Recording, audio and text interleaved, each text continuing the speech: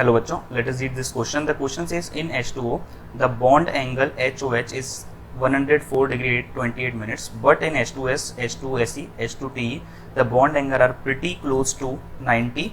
This suggests that A option है oxygen uses sp2 hybrid orbitals while S, Se and Te use sp3 hybrid orbitals for bonding with the hydrogen atoms.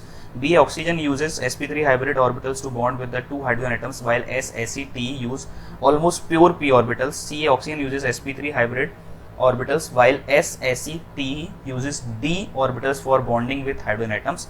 D, all the atoms use pure p orbital to bond with the hydrogen atoms. तो इस question को solve करने के लिए जो की concept हमें आना चाहिए वो है Drago's rule.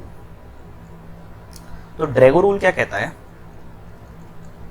According to Drago rule, if central atom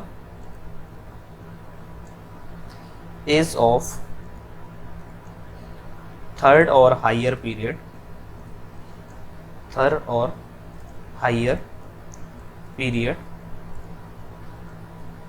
then it will not undergo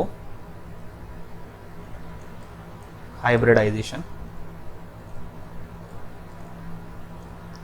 with surrounding atom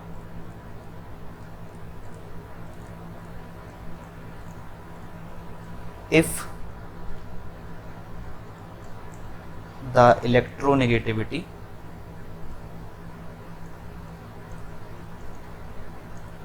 of surrounding atom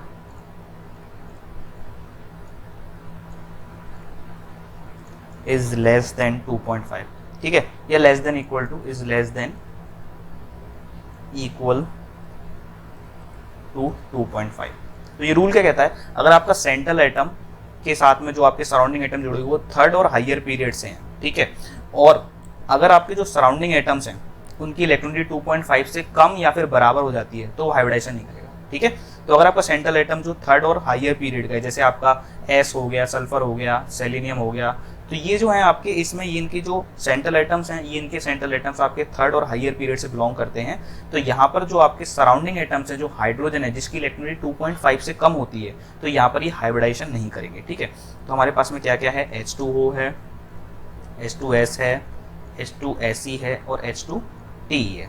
तो यहाँ पे जो सल्फर, सेलेनियम, टेल्यूरियम, ये सारे कहाँ के हैं? ये थर्ड और उससे हायर पीरियड के हैं. और ये जो हाइड्रोजन है, hydrogen has electronegativity less than 2.5. तो सराउंडिंग एटम्स की इलेक्ट्रोनेगेटिविटी कितनी हो गई? 2.5 से कम हो गई. तो यहां पर आपका हाइब्रिडाइजेशन नहीं होने वाला. तो यहां पर फिर क्या होता है? they do not use hybrid orbitals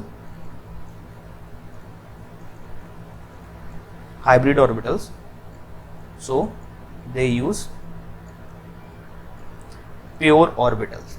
ठीक है, तो यहाँ पर ये प्योर पी ऑर्बिटल्स यूज करती हैं क्योंकि हाइब्रिडाइजेशन होता नहीं है तो हाइब्रिड ऑर्बिटल यूज नहीं कर सकते. तो यहाँ पे ये प्योर पी ऑर्बिटल यूज करते हैं. इसी वजह से यहाँ पर जो है हमको जो 104 से डायरेक्ट 90 डिग्री एंगल का चेंज देखने लग जाता है. ठीक है, तो यहाँ पर तो इसका अप्रोक्सीमेट 104 डिग्री होता है. ठीक है, 104 डिग्री 28 मिनट, और यहाँ पर हमको अप्रोक्स 90 डिग्री देखने लग जाता है. ठीक है, तो इसका रीजन क्या है कि यहाँ पर ये प्योर पी ऑर्बिटल्स यूज करता है. Oxygen uses sp3 hybrid orbitals to bond with the two hydrogen atoms while S, Se and Te uses almost pure p orbitals. So the final answer will be your option number B. I hope you understand this question well. Best of luck.